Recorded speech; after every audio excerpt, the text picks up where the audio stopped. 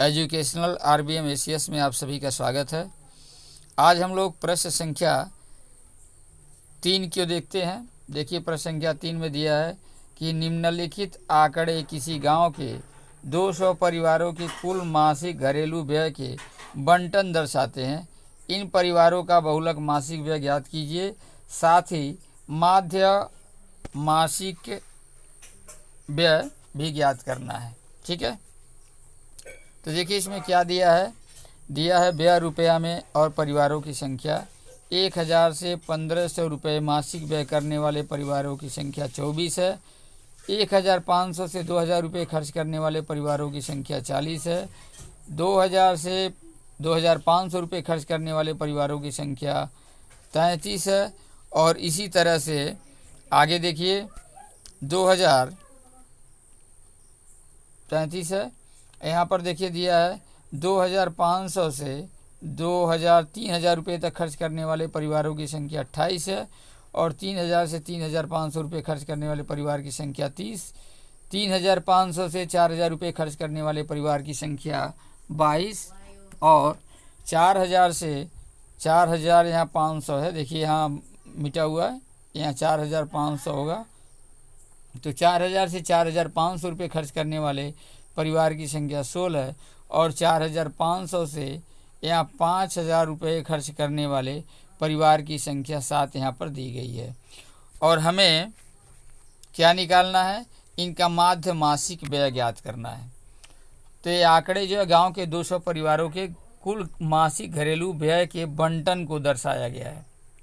ठीक है, और अब हमें इनके माध्य मासिक व्यय ज्ञात करना है। तो चलिए इसके सलूशन के लिए और हम लोग आगे बढ़ते हैं। और साथ ही आप सभी लोगों से गुजारिश है कि सभी लोग यदि ये वीडियो पसंद आता है तो आप इसे लाइक, शेयर एवं सब्सक्राइब करें, जिससे अधिक से अधिक लोगों को इसका लाभ मिल सके। तो चलिए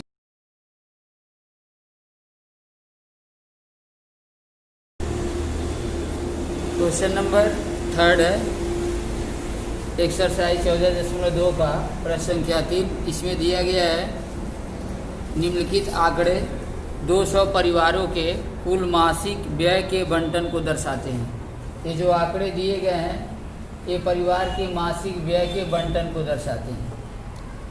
और इन परिवारों का हमें बहुलक मासिक व्यय ज्ञात करना है और साथ ही माध्य मासिक व्यय भी ज्ञात करना है। इसमें देखिए दिया है कि व्यय रुपया में, व्यय मतलब खर्च रुपया में दिया है और यहाँ बारंबारता दी गई है। ठीक है, बारंबारता को हम लोग एफ से दर्शाते हैं कि हमारा एफ है, एफ आई ले लेते हैं। व्यय रुपये में देखिए दिया है 1000 से लेकर 1500 रुपये तक खर्च करने वाले परिवार की संख्या है 24। 1000 से 1500 रुपये तक खर्च करने वाले परिवार की संख्या 24 है। 1500 से 2000 रुपये तक खर्च करने वाले परिवार की संख्या 40। 2000 से 2500 रुपये खर्च करने वाले परिवार की संख्या 33। 2500 से 3000 रुपये खर्च करने वाले परिवार की संख्या 28। 3000 से 3500 रुपये खर्च करने वाले परिवार की संख्या 30। 3500 से 4000 रुपये खर्च करने वाले परिवार की संख्या 22। और 4000 से 4500 रुपये खर्च करने वाले परिवार की संख्या 16 है। और 4500 से 5000 रुपये खर्च करने वाले परिवार की संख्या 7 है। और कुल ये परिवारों की संख्या है 200।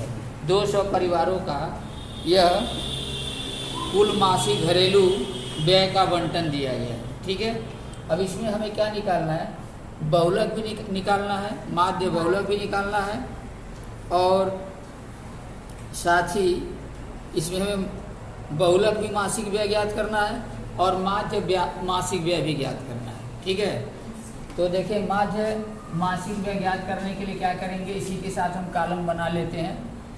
अगर हम ज्ञात करना चाहते हैं कल्पित माध्य विधि से, ठीक है, तो कल्पित माध्य विधि के लिए क्या करना पड़ेगा, एफ आई यहाँ पर लिख दिए हैं, यहाँ पर हम पहले मध्यमान निकालेंगे। मध्यमान ठीक है, इसको एक्स आई मान लेते हैं। उसके बाद यहाँ विचलन डी बराबर निकालेंगे एक्स आई माइनस ए, ठीक है, ये डी आई ले लेते हैं। और यहाँ सिग्मा या यहाँ पर एफ आई गुणे डी आई ले लेते हैं, एफ आई गुणे डी आई। ये हम जो ऐसे कॉलम बना लेते हैं। अगर हम इसको कल्पित माध्य विधि से ज्ञात करना चाहते हैं तब के लिए, ठीक है। अगर पग विचलन विधि से निकालना चाहते हैं तो उसके लिए अपना अलग कॉलम बनाएंगे, ठीक। यह हमारा प्रत्यक्ष है। अगर विधि से ज्ञात करना चाहते हैं तो उसके लिए हम केवल हमको एक्स आई और एफ आई एक्स आई का मान यहाँ पर रखना है, ठीक है। तो जिस विधि से निकालना चाहते हैं उसी के अनुसार यहाँ पर हम कॉलम की संख्या घटा बढ़ा सकते हैं। अब क्या करेंगे, हम पहले माध्य देखते हैं, कॉलम को पूरा कर लेते हैं और उसके बाद हम एक ही बार माध्य और बहुलक दोनों ज्ञात कर लेते हैं। अब देखिए एक्स आई यहाँ पर निकालेंगे मध्यमान, तो इसकी उच्च सीमा निम्न सीमा दोनों को जोड़ करके उसमें 2 से भाग करना है। तो देखिए 1000 है और 1500 है, तो इन दोनों का मध्यमान आएगा 1250, 1250 रुपये, ठीक है। तो 250 रुपये सब में जोड़ते जाएं।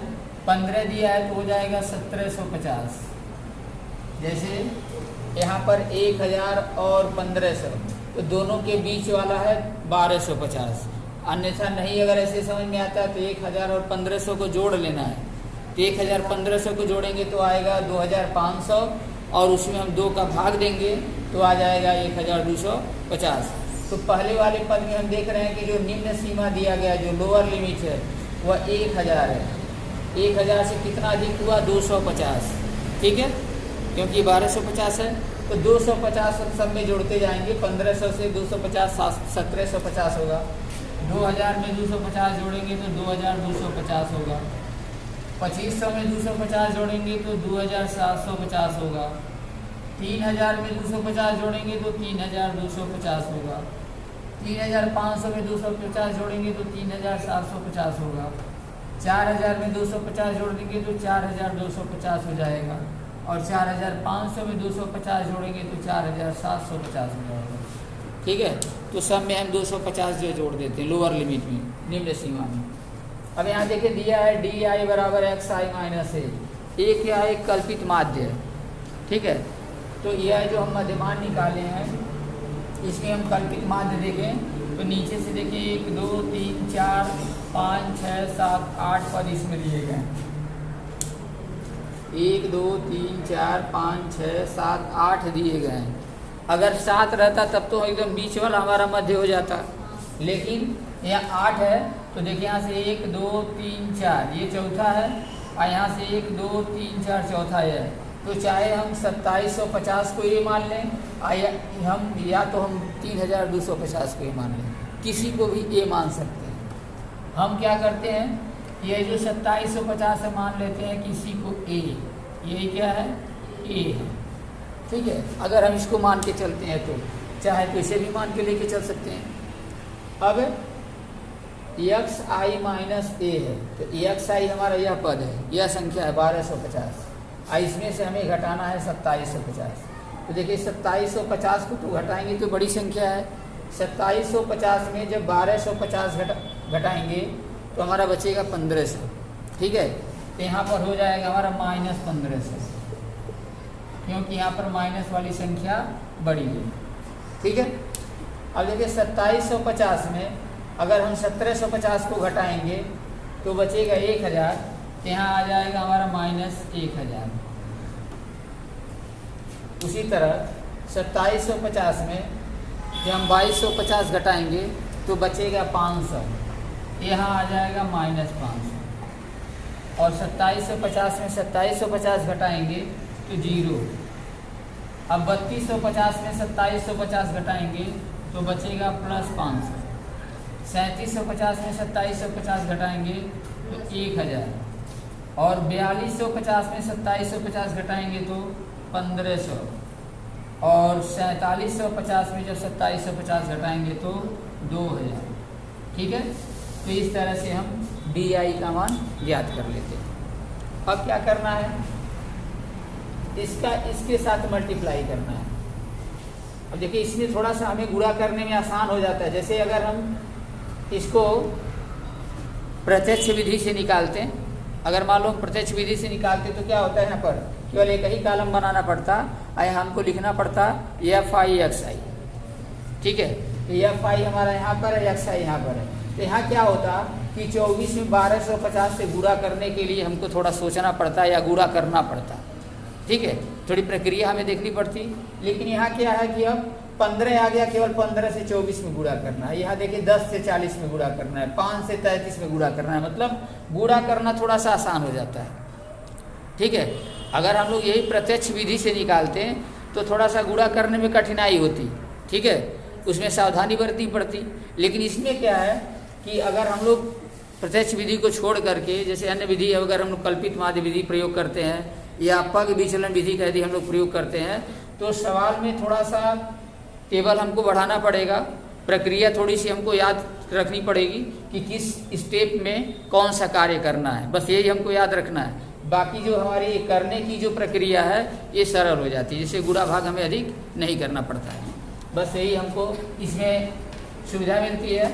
अब देखिए यहाँ पर FI अब यहाँ 15 से 24 में गुणा कर देना है। तो देखिए यहाँ गुणा करते हैं तो 15 से गुणा करेंगे, पहले तो माइनस है तो माइनस लिख देंगे, ठीक है। 15 से गुणा करेंगे तो 15 चौके 60, 15 चौके 60 और यहाँ पर 15 दूनी 30 36 360 हो जाएगा और 2 जीरो यहाँ पर लास्ट में है, यहाँ पर 2 जीरो हम बढ़ा देते हैं, ठीक है। ऐसे गुणा करेंगे। उसी तरह से देखिए यहाँ 10 से 4 में गुणा करेंगे तो माइनस ये भी आएगा 40, तो 4 एकम 4 और देखिए 1 जीरो और 3 जीरो इसमें है, 4 जीरो लगा देंगे, 1 2 3 4 हो गया। अब देखें 33 से केवल 5 में गुणा कर लें, ये भी माइनस में है, तो 5 तिया 15 है और 5 तिया 15 116 165 होगा और 2 जीरो यहाँ पर है, आगे लगा देंगे, ठीक है। उसके बाद 28 से 0 में गुणा करेंगे तो यहाँ पर जीरो ही हो जाएगा और 3 5 1500 पूरा पूरा हो गया 15 और 1 जीरो 2 जीरो 3 जीरो लगा देंगे आगे, ठीक है, ये हमारा हो गया। 22 में देखिए 10 का गुणा करना है, 1000 से गुणा करना है, तो 22 एकम 22 3 जीरो लगा देंगे, ये हो गया हमारा 22 एकम 22 और इसके बाद में 3 जीरो। अब 16 से 15 में गुणा करेंगे, 2 जीरो आगे लगा देना है। देखिए यहाँ 15 छके 90 और 15 एकम 15 और 9 होता है 24, 240 होगा। वैसे भी 16 5 80 और 16 एकम 16 8 24, ठीक है, 240 और 2 जीरो यहाँ पर जो दिया है यहाँ पर आगे बढ़ा देंगे। 7 से गुणा करेंगे तो 7 दूनी 14 और 3 जीरो आगे बढ़ा देंगे, ठीक है। तो गुणा हमें करना आसान हो जाता है, आया समझ में। अब यहाँ देखिए क्या किए हैं, फिर से ध्यान दें, यहाँ पर व्यय रुपया में दिया था, बारंबारता दिया था, हम पहले मध्यमान ज्ञात किए हैं। मध्यमान ज्ञात करने के लिए हमने क्या बताया कि प्रथम जो हमारा वर्ग अंतराल का है, जो ये हमारा टेबल दिया है, इसमें निम्न सीमा और उच्च सीमा को जोड़ करके 2 से भाग देते हैं, ठीक है, तो हमारा मध्यमान निकल जाएगा। जितना पहले का मध्यमान आएगा इन दोनों का अंतर हम देख लेंगे कि पहला वाला जो हमारा निम्न सीमा है उससे कितना अधिक है, जितना अधिक होगा सभी निम्न सीमा में हम उतना ही जोड़ करके यहाँ पर मध्यमान ज्ञात कर लेंगे, ठीक है। और उसी के बीच में से जो हमारा यहाँ पर टेबल में मैंने यहाँ कॉलम में जो हमें मिलता है मध्य वाला, ठीक है, तो कोई भी जो अंक होगा उसको हम मध्य मान करके उसी को कल्पित माध्य मान लेते हैं, यही हमारा कल्पित माध्य है, यानी कल्पना कर लेते हैं, माध्य मान करके उसको कल्पना कर लेते हैं, इसीलिए इसे कल्पित माध्य कहते हैं। तो यहाँ देखिए चूंकि पदों की संख्या 8 थी तो 8 का मतलब क्या कि चौथा पांचवा जो भी आएगा, चाहे हम चौथे को ए मान लें या पांचवें को ए मान लें, तो हम चौथे को ए मान लिए हैं। अब जो एक्स आई दिया है इसमें से ए को घटाना है, तो चूंकि ये बड़ा है तो माइनस में आएगा, इससे इसको घटाएंगे तो भी माइनस में आएगा, इससे इसको घटाएंगे तो भी माइनस में आएगा, और इसमें जब उसी को घटाएंगे तो 0 आ जाएगा। अब नीचे वाला पद चूंकि उससे बड़ा है तो जब इसमें इसको घटाएंगे तो सब धनात्मक होता चला जाएगा। ठीक है, तो ये हमारा DI मालूम हो जाएगा। अब FI DI का हमको मल्टीप्लाई करना है यानी गुणा करना है। तो देखिए यहाँ पर 24 है, यहाँ -1500 है, तो क्या करेंगे 15 से 24 में गुणा कर लें, जितना 0 आगे लगा देंगे। ठीक है, इसी तरह से 40 में 10 का गुणा करके, 33 में हम 5 का गुणा कर लिए हैं, 28 शून्य हो गया, और 3 से 5 में गुणा करके 15 करके आगे 0 लगा दिए, 22 से 1 में गुणा किए 22, 3 0 है लगा दिए, 16 से 15 में गुणा किए 240, 2 0 लगा दिए, और 7 से 2 में गुणा किए 14, 3 0 लगा दिए। इतना काम कर लेंगे। अब जितने ये प्लस वाले टर्म हैं इनको अलग जोड़ लें, माइनस वाले को अलग जोड़ लें। जैसे यहाँ से लेकर के यहाँ तक जो एक माइनस वाला है इसको हम जोड़ लेते हैं और देखिए कितना माइनस में आता है। माइनस में देखें 5, 2 0 तो सबसे लास्ट में रहेगा ही, इसको ध्यान देना है, या यही हम कर लेते हैं। देखें इसी में लिख देते हैं माइनस वाला कितना आता है, प्लस वाला कितना आता है। देखिए पहले प्लस वाले को ही जोड़ लेते हैं। देखिए पहला अंक 0 है, दूसरा अंक 0 है, तीसरा अंक 0 है, यानी 3 0 पहले हमारा आ गया, 1 2 3 तो 0 आ गया। अब पहले प्लस वाले को जोड़ रहे हैं। अब यहाँ 5 2 7, 7 4 11, 11 4 15 को 5, 80 1 हो गया हमारा। ठीक है, 1 1 2 2 4 2 6 1 7, हमारा प्लस वाला हो गया 75,000। ठीक है, अब माइनस वाले को जोड़ लेते हैं। माइनस वाला जोड़ लेते हैं, इसी के नीचे लिख देते हैं। देखिए 0 देखिए पहले 1 2, तीसरा अंक केवल 5 है, यानी यहाँ पर हम 500 कर देते हैं। ठीक है, अब देखिए यहाँ पर 6 6 12 हो गया हमारे, 6 6 12। आगे देखते हैं क्या है, 4 3 7 1 8, यही देखिए अधिक आ गया, 3 ही है लेकिन ये अधिक है।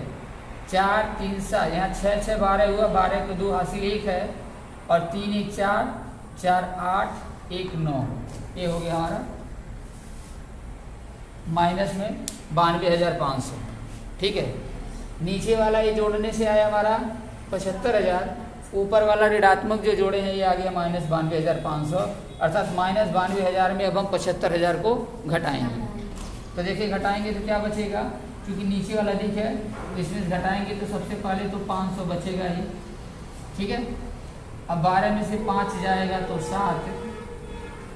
ठीक है, अब यहाँ 8 बचेगा, 8 में से 7 जाएगा तो 1, ये हमारा माइनस में बचेगा। इतना ये हमारा जो मान है यही है हमारा सिग्मा FI DI का मान है, यही हमारा जो वैल्यू आया है, ये सिग्मा FI DI का मान आया है -17,500। ठीक है, सिग्मा FI का मान हम लोग दिख रहे हैं, निकाले हैं, ये आया है हमारा योग, सिग्मा यही FI है, यह दिया गया है 200। ठीक है, अब हम क्या करेंगे, इसको फार्मूला में रखेंगे। तो क्या हमको माध्य निकालना है, माध्य बराबर या माध्य बार x बराबर a plus sigma FI DI upon sigma FI। ठीक है, फार्मूला हम रखेंगे, फार्मूला याद होना चाहिए कि माध्य बराबर होता है, अगर हम लोग ये जो निकाल रहे हैं एक कल्पित माध्य विधि है।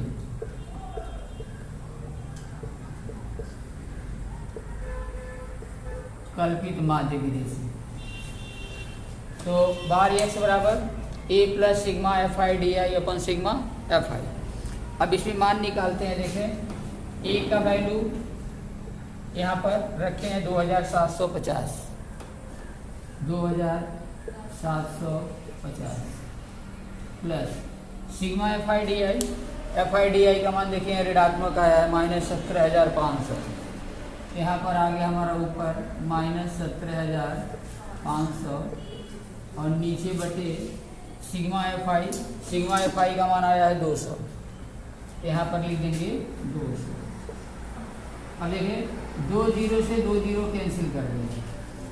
ठीक है, अब यहाँ पर क्या बचा 2750 और प्लस माइनस माइनस और 2 से इसमें भाग कर देते हैं। तो देखिए 2 8 16, 1 5, 2 7 14 और 2 5 10, 87.5 आएगा।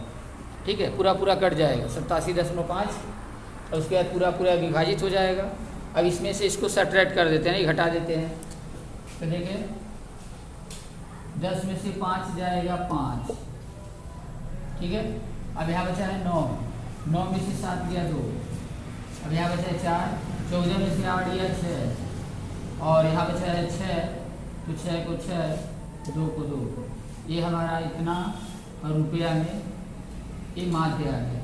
नहीं अगर ऐसे माने घटाने आता है तो ऐसे लगा के देख ले कैसे घटाना है। 2750 इसमें दशमलव नहीं है तो दशमलव के बाद यहाँ 0 देंगे और यहाँ पर लिखेंगे 87.5 ऐसे।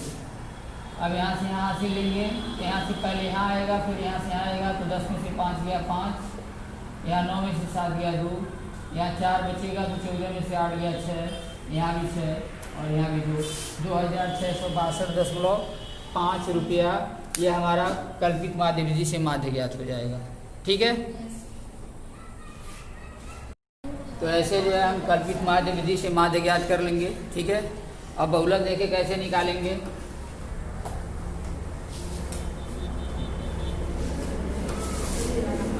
बहुलक निकालने के लिए फार्मूला पहले लिखेंगे। बहुलक का फार्मूला क्या होता है यहाँ पहले नोट कर लें।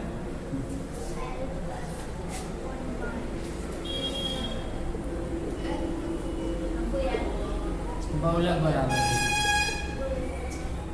बराबर है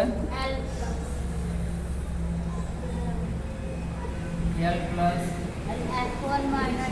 दोनों वर्ग भाई F1 माइनस F0 अपन में 2F1 minus F0 minus F2 और इंटू H ये मान होता है बहुलक का। तो बहुलक में देखे दिया है L plus F1 minus F0 अपन 2F1 minus F0 minus F2 into H होता है। ठीक है, अब इसमें देखें हमको मान रखना है कि L क्या है, F1 क्या है, F2 क्या है। L जो है बहुलक वर्ग की निम्न सीमा। तो सबसे पहले जो हमारा ये वर्ग दिया है इसमें हम बहुलक वर्ग ज्ञात करेंगे। तो देखेंगे कि इसमें सबसे अधिक बारंबारता किसकी है। तो सबसे बड़ी संख्या किसमें देखें, 24 है, 40 है, 33 है, 28 है, 30 है, 22 है, 16 और 7। तो इसमें बहुलक हमारा जो है 40। ठीक है, ये हमारा 40 जो दिया है, सबसे अधिक बारंबारता यहाँ पर 40 की है।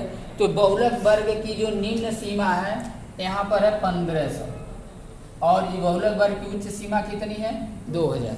ठीक है, तो ये हमारा क्या है, बहुलक वर्ग की निम्न सीमा को ही यल कहा जाता है। तो यल के जगह पर हम यहाँ पर रखेंगे, देखें यल हमारा यही हमारा 1500 दिया है। ठीक है, सबसे पहले हम यल देखेंगे। अब क्या है F1, F1 का मतलब क्या है कि बहुलक वर्ग की जो बारंबारता है, जो बहुलक वर्ग दिया है उसकी बारंबारता। तो बहुलक वर्ग हमारा है और यही इसकी बारंबारता है। तो 40 जो दिया है यही हमारा F1 आ गया समझ में। F1 जो है बहुलक वर्ग की बारंबारता। अब आगे क्या दिया है इसमें F0। F0 क्या है, बहुलक वर्ग से पहले वाली बारंबारता। ठीक है, तो बहुलक वर्ग की देखिए बारंबारता यहाँ पर 40 है और इसके पहले वाले की बारंबारता लेंगे तो यह हमारा हो जाएगा F0। ठीक है, और F2 जो दिया है यह बहुलक वर्ग जो दिया है बारंबारता दिया है, बहुलक वर्ग की जो बारंबारता है उसके बाद वाले की बारंबारता। ठीक, उसके बाद यहाँ पर हो जाएगा ये F2। ठीक है, ये हमें ध्यान रखना है। F1 जो बहुलक वर्ग है इसकी बारंबारता है, बहुलक वर्ग के पहले की बारंबारता को F0 और बाद वाले को F2 लेते हैं। ठीक है, और H क्या है, H जो वर्ग अंतराल होता है। तो वर्ग अंतराल देखिए 1000 से 1500 के बीच में 500 है। 1500 में अगर 1000 घटाएंगे तो 500 आएगा। तो H बराबर 500, यह हमें ध्यान रखना है। तो मान यहाँ पर क्या मिला एल बराबर हमको मिला 1500, ठीक है। F1 बराबर मिला हमको 40, F0 हमें मिला 24 और F2 मिला है 35 और H का मान है 500, ठीक है। ये हम पहले मान ज्ञात कर लें कि L कितना है, F1 कितना, F0 कितना, F2 कितना और H कितना है, इसको पहले ज्ञात कर लेंगे। अब इसमें वैल्यू केवल रख दें। देखिए L की जगह पर लिख दिए हम 1500 plus F1 minus F0, F1 यहाँ पर देखे दिया 40 माइनस 24, ठीक है। उसके बाद बट्टे में 2F1, तो 2 गुणे F1 का मान 40 है तो 2 गुणे 40 माइनस F0 देखो दिया है 24 और माइनस F2 दिया है माइनस 33 और गुणे H का मान है 5। अब इस वैल्यू को सॉल्व किया जाए। देखिए 40 में 24 जाएगा तो बचेगा 16, ठीक है, बट्टे यहाँ देखिए 40 दूनी 80 हो गया और माइनस इन दोनों को जोड़ेंगे, दोनों माइनस दिया 33 24 तो हो जाएगा 57 गुणे 500, ठीक है। यहाँ 4 3 7 4 2 और 3 2 5 57 हो जाएगा। अब इसको आगे हल करेंगे फिर तो 1500 प्लस 16 बट्टे 80 में 57 घटाएंगे तो 57 3 60 और 20 80 23 आएगा गुणे 500, ठीक है। अब इसको हल करना है तो देखिए हो जाएगा क्या, लॉस ऑफ यहाँ निकालेंगे तो हो जाएगा 23, क्योंकि यहाँ कटेगा नहीं, अगर कटेगा ऊपर नीचे तो हम कटा लेंगे, लेकिन यहाँ चूंकि कटेगा नहीं तो एलसीएम हम 23 ले लेते हैं। 23 में इस 1500 से गुणा करते हैं तो 15 तियाँ 45, 2 जीरो लगा लेते हैं, 15 तियाँ 45 और 15 दूनी 30 4 34, 34,500 गुणा ठीक से करेंगे। 15 तियाँ 45, 15 दूना 30 4 34, 23 से 23 कट जाएगा तो केवल ऊपर वाला इसी का गुणा करना है। 16 25 80 और 2 जीरो लगा दीजिए, ये हो गया हमारा 34,500 धन 8,000, ठीक है। आप दोनों को जोड़ेंगे तो आएगा 34,500 8,000 को जोड़ेंगे तो 34 8 होता है 42, 42,500 बटे 23। अब 23 से भाग दे करके निकाल लें। देखिए 42,500 में 23 से डिवाइड करना है, भाग देना है। 23 दूनी 46 होता है तो 1 बढ़ जाएगा, 23 से कम 23, यहाँ बच गया हमारा 12 में से 3 गया 9, ये कैंसिल, सॉरी 3 में से 2 जाएगा, ये 12 में से 3 गया 9, यहाँ 4 है तो 3 बचेगा, 3 में 2 गया 1। अब 5 उतारते हैं तो 6 3 18, 6 दूनी 12 13, 7 3 21, 7 दूनी 14 15, 8 3 24, 8 दूनी 16 1 17 और 9 3 27, 9 दूनी 18 20, 9 नहीं 8 बार जाएगा तो 8 से 8 3 24 और 8 दूनी 16 2 18, ठीक है। 8 3 24 और 8 दूनी 16 2 18, 5 में से 4 गया 1 और यहाँ बचा हमारा 9 9 में से 8 गया 11 बचा, ठीक है। अब क्या करेंगे इसमें, फिर 0 यहाँ बढ़ाएंगे 110 आएगा, देखिए 110 आएगा।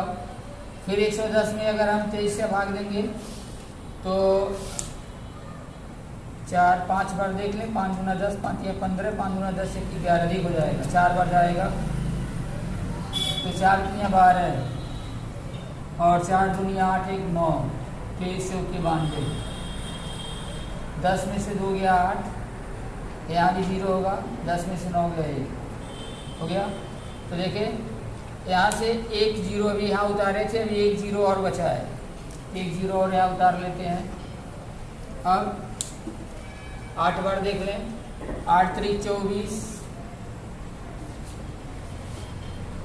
8 3 24, सॉरी आगे नहीं रहा, 8 3 24 और 8 दूनी 16, जो 18 अधिक हो जाएगा 8 बार में, 8 बार में अधिक हो जाएगा तो 7 बार ले जाएं, 7 बार में 7 3 21 और 7 दूनी 14 2 16, यहाँ 10 में से 1 गया 9 और 7 में से 6 गया 1, यहाँ आ गया हमारा फिर 19 बचा है। ठीक है, अब 19 बचा है तो फिर हम 0 लगाएंगे, दशमलव पहले देंगे क्योंकि अब यहाँ पर अंक नहीं है तो यहाँ 0 उतरेगा। फिर देखेंगे कितनी बार जाएगा, तो इस बार 8 बार जाएगा तो 8 बार ले जाएंगे तो 8 3 24, 8 दूनी 16 2 18, 6 शून्य होगा। फिर इसके बाद अधिक से अधिक ले जाएंगे 2 बार आएगा, यानी 1847, 1847.82 रुपये जो है मास। ये हमारा अगर बहुलक इससे निकालेंगे तो 1847.82 रुपये।